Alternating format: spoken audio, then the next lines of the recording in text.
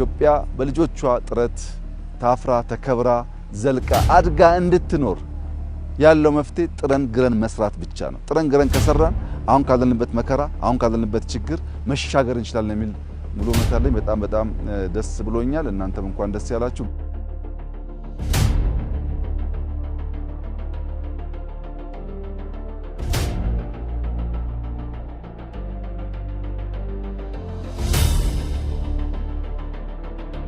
በአንድ ሰው ህይወት ውስጥ ወይም በአንድ ሀገር ጉዞ ውስጥ መከራ፣ ችግር፣ ተግዳሮት አይፈጠር አይባልም። ነገር ግን አንድ ችግር፣ አንድ መከራ፣ አንድ አታካች ነገር ሲፈጠር ያንን ነገር ወደ እድል ለመቀየርና ከዚያ መከራ ውስጥ ከዛ ችግር ውስጥ እድል ለማውጣት መስራት ለሰው ልጅ እንዲሁም ለሀገር በእጅጉ ያስፈልጋል። እንደሚታወሰው የኮሮና ወረርሽኝ በመጣበት ወቅት የሰለጠነው ዓለም ያልሰለጠነውን ዓለም አፍሪካን በስፋት ሰው የሚያልቅበት ከዚያ በሽታ ማምለጥ የማይችል አህጉር በየመንገዱ ሰው እየሞተ የሚታይበት ሊሆን እንደሚችል ብዙዎች ተንበያዋል፣ ገምተዋል። በፈጣሪ ቸርነት ያ ትንበያ ያልሰራ ቢሆንም በሂደቱ የተማረው ነገር ግን ዝግጅት በጣም ኢምፖርታንት እንደሆነ ነው። እነሱ ቫክሲን ስላላቸው መድኃኒት ስላላቸው መትረፍ እንደሚችሉ፣ እኛ ግን ቫክሲን በበቂ ማምረት ስለማንችል መድኃኒት ማምረት ስለማንችል ልንቋቋመው የማንችል መከራ እንደመጣብን በስፋት ተናግረው ነበር እና ያንን ጊዜ በምግብም በመድኃኒትም ራስን ለመቻል እንደ እድል መጠቀም አለብን የሚል አቋም እንደ መንግስት ወስደን ነበር።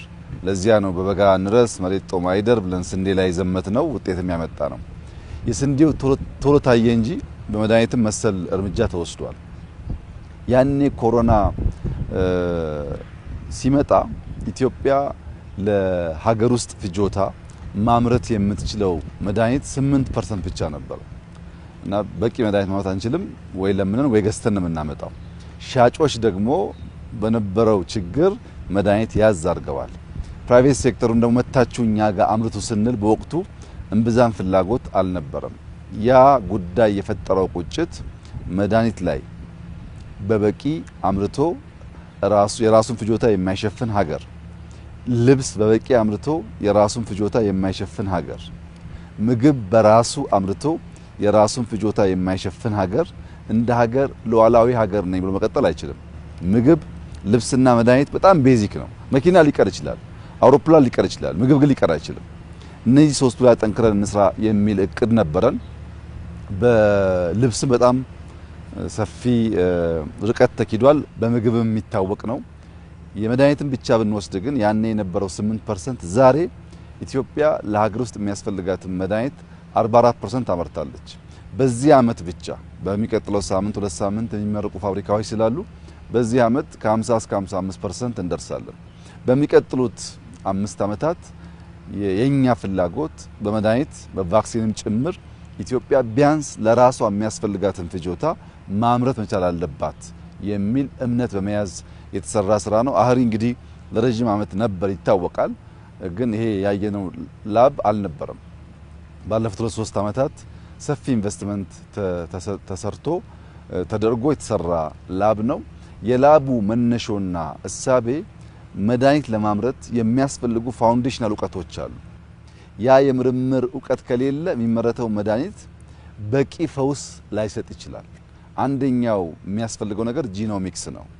የአንድን ሰው የጂኖ ሲኩዌንስ ማወቅ የበሽታውን አይነት ለመለየትና ለዛ በሽታ የሚገባው መድኃኒት ለመወሰን ያግዛል።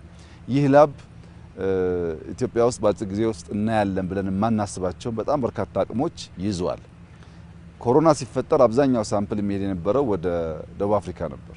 አሁን ሙሉ በሙሉ ለጂኖ ሲኩዌንሲንግ የሚያስፈልጉ እውቀቶች በመሳሪያም በሰው ኃይልም እዚህ ቦታ ስለሚገኝ ማንም መድኃኒት አምራች ሀገር ለኢትዮጵያውያን የሚያመርተው መድኃኒት ከማምረቱ በፊት የኛ የጂኖ ሲኩዌንስ ምን መልክ እንዳለው ለማወቅ በቂ መረጃ ማግኘት ይችላል። ከዚያም በተጨማሪ ቅድም እንዳያችሁት ከ2 ሚሊዮን ያላነሰ ሳምፕል መያዝ የሚችል ላብ ገንብተዋል። ሳምፕል በጣም ወሳኝ ነገር ነው። ብዙ ሳምፕል ካለ በዛ የድግግሞሽ ጥናት ነው የአንድ ሰው በሽታ ሚለየው ለዛ ፈዋሽ መድኃኒት የሚፈጠረው ያን ለማድረግ ላቡም የምርምር አቅሙም የጂኖም ሲኩዌንሱም በከፍተኛ ደረጃ የኢትዮጵያን መድኃኒት የማምረት ቫክሲን ማምረት አቅም የሚያሳድግ ነው። እንዳያችሁት በዘመናዊ ቴክኖሎጂ ብቻ ሳይሆን የእንስሳት ለምሳሌ አይጥ በመጠቀም የቲቪ በሽታን የመለየት ስራ ይሰራሉ።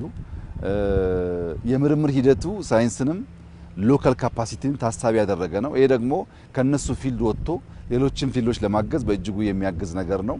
ቅድም እንደሰማችሁት አይጦች ለበሽታ ልየታ ብቻ ሳይሆን በደንብ ከሰለጠኑ ለማይኒንግ ሴክተርም በጣም ጠቃሚ ናቸው። እነዚያን ነገር እያሳደግን ለመሄድ እንደዚህ ያለ በእውቀት የደረጀ በቴክኖሎጂ የደረጀ ለብዙዎቹ ፕሮዳክቶች ግብአት የሚሆን ተቋም በእጅጉ ያስፈልጋል። ዛሬ አህሪ ላይ ያየነው ጅማሮ የላብ ብቃት የሰው ኃይል የተነሳሱበት ደረጃና የተገኘው ውጤት በቀጣይ አመታት ልናሳካ ያሳብ ነው። በመድኃኒት ራሳችን መቻል ፍላጎታችንን በተሟላ ደረጃ ለመከወን የሚያግዝ ነው። እንግዲህ ያኔ ብዙዎች ቫክሲን እናምርት አብረንም ከፈለጋችሁ በግልም ስንላቸው ኢትዮጵያ ለማምጣት አትችልም ይሉ ነበር። እንደዚህ ያለው እውቀት ስላልነበረ ማለት ነው። አሁን ግን ያ ነገር ታሪክ የሚመስለኛል።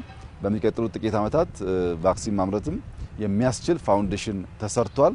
ቫክሲንም ታብሌትም እናመርታለን።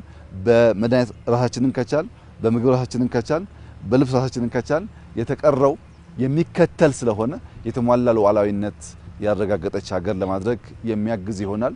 ኢትዮጵያ በጣም ዘግይታለች ይሄንን ነገር ለመስራት።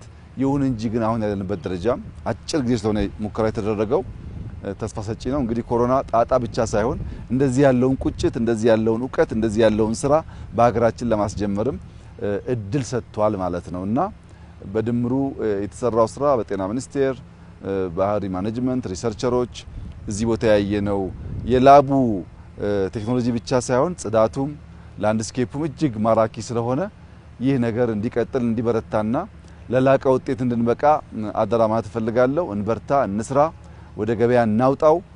ኢትዮጵያ በልጆቿ ጥረት ታፍራ ተከብራ ዘልቃ አድጋ እንድትኖር ያለው መፍትሄ ጥረን ግረን መስራት ብቻ ነው። ጥረን ግረን ከሰራን አሁን ካለንበት መከራ አሁን ካለንበት ችግር መሻገር እንችላለን የሚል ሙሉ እምነት አለኝ።